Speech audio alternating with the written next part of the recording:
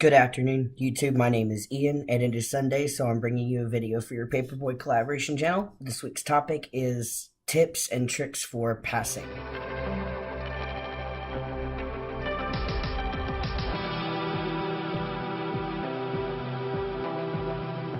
Um, this video is going to be kind of short because the tips and tricks that I have that are helpful to you, obviously haven't had to use in quite some time, but it's very, very simplistic.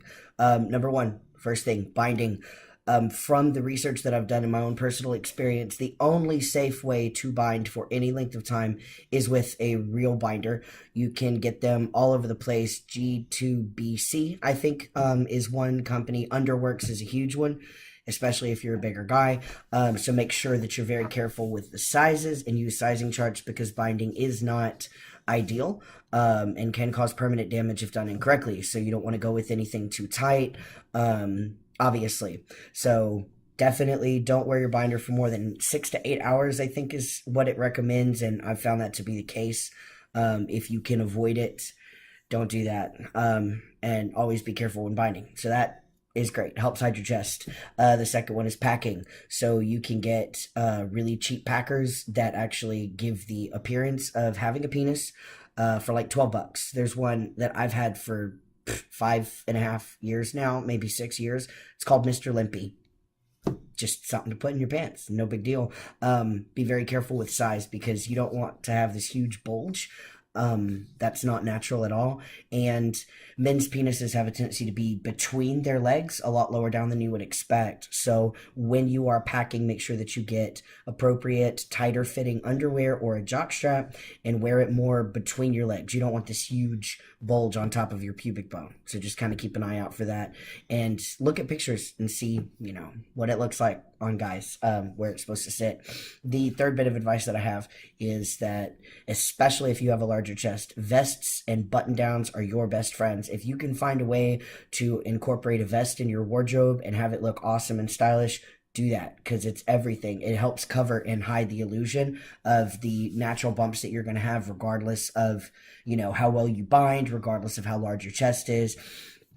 And button downs definitely give you a different shape, and they do have a tendency to square you out quite a bit. Polo shirts and t-shirts, just it's harder to hide things. The material is thinner, and it does have a tendency to conform to your natural body shape. So it's going to show off a lot more, that you are binding underneath that. So vests and polo shirts.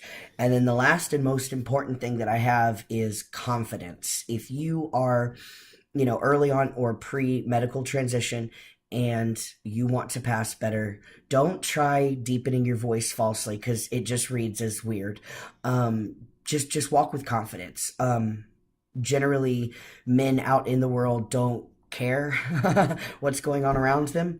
It's kind of a standard. It sucks, but we don't really pay attention to, our surroundings. We don't care who looks at us, whatever the case may be. So if you walk into a situation, a restaurant, a bathroom, whatever the case may be, and you just have that confidence, like, I belong here, I'm supposed to be here, then it helps a long way to have people, see you and view you as male. On a side note, when it comes to bathrooms, be careful with yourselves. If you think that you're not passing yet and it's not safe for you to use the men's room in public, please don't. Remember that most of the time guys don't care about things like that. If you are ever questioned by somebody in the bathroom pre-transition or early in your transition, it's a lot easier to say, "Oh, my bad, sorry," and walk away than to have somebody come after you in a negative way. You really don't want that. So your safety and your health is the primary thing.